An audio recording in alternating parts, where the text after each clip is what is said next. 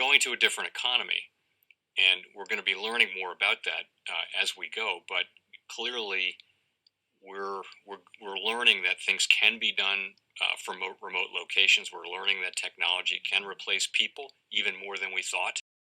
We're not going back to the same economy. We're recovering, but to a different economy, and it'll be one that is more leveraged to technology. And I worry that that is going to make it even more difficult than it was for many workers.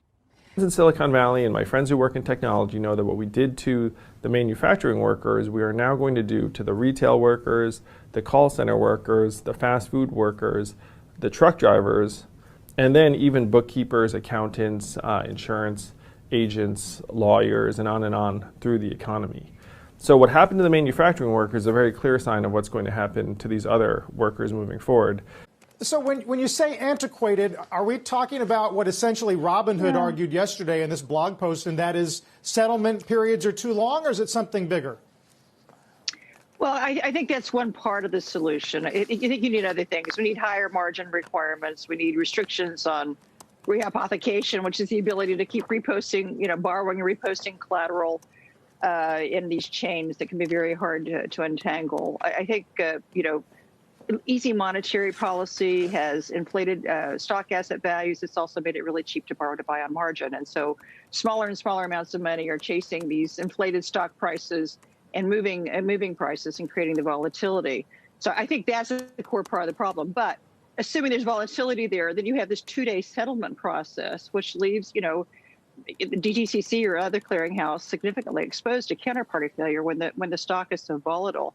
And yeah, I think the technology is there to do this in real time, and I think we need to go to that. That would create take a lot of instability out of the system, and it would help the smaller brokerages like Robinhood survive. Now they're still facing this large, financial intermediary that's making a margin call, legitimately so. Then they're having to go to, big financial institutions or others to borrow. And so if you really want to democratize this stock trading process, yeah, I think I would put T+2 high on my list of things to eliminate. Yeah, Vlad did say no reason why the greatest financial system in the world has ever seen can't settle trades in real time.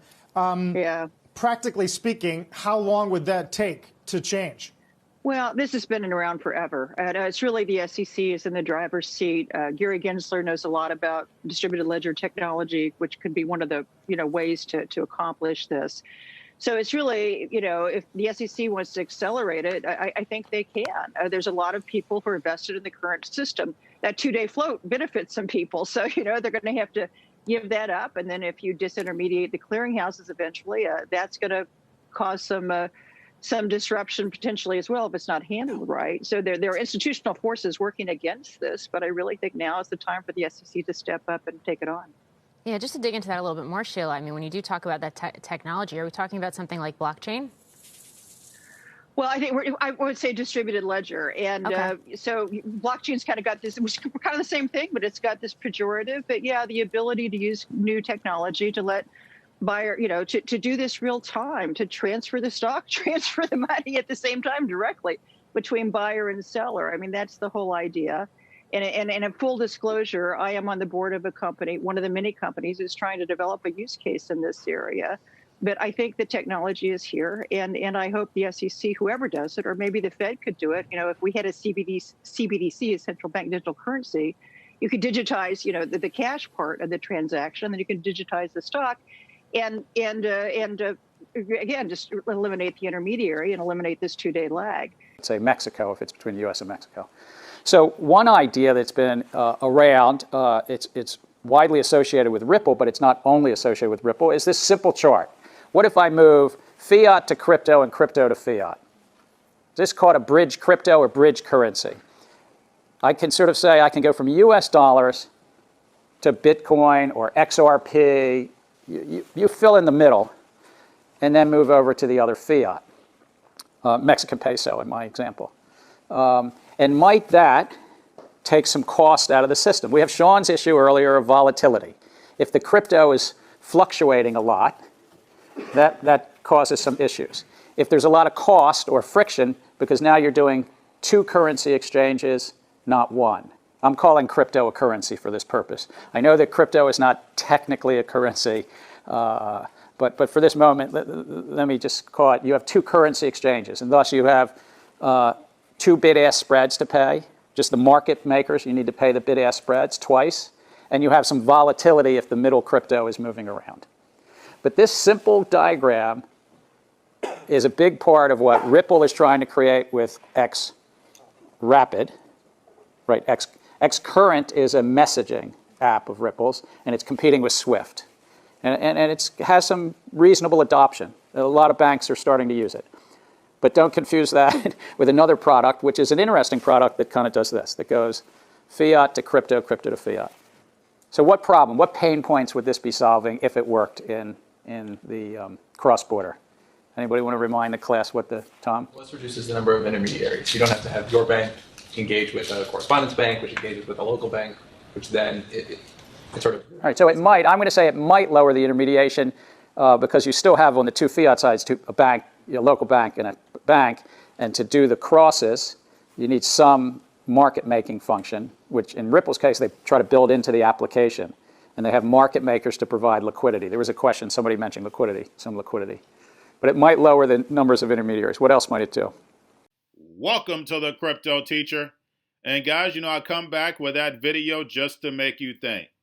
And we have Sheila Blair speaking about DLT, Distributed Ledger Technology. And we know the Federal Reserve is definitely going to be using this technology. But when it comes to the stock market, it's definitely going to be very, very important because like she stated, it's going to be real-time settlement. Instead of waiting those 2 days, and they can do so much fraud in between those 2 days with these stocks. And I went over that with the video a couple of days ago. But guys, we have to understand that getting rid of this legacy market and moving everything over to tokenization, onto blockchain, distributed ledger technology, where everything that we do is going to be public. When it comes to the Federal Reserve 2.0, we know that JP Morgan is using ZK snarks, and we know that you can't see every transaction. But when it comes to tokenization, the fourth industrial revolution, Society 5.0, money is going to start moving like the speed of light. It's happening. It's right around the corner, but they have to talk it up, guys. They have to use the Hegelian dialectic. Some people against it, some people for it, but we know the New World Order is pushing towards their goal. We have the satellites that's going to have a node on them, so the same people as in a village is going to be able to do the same thing that you're doing.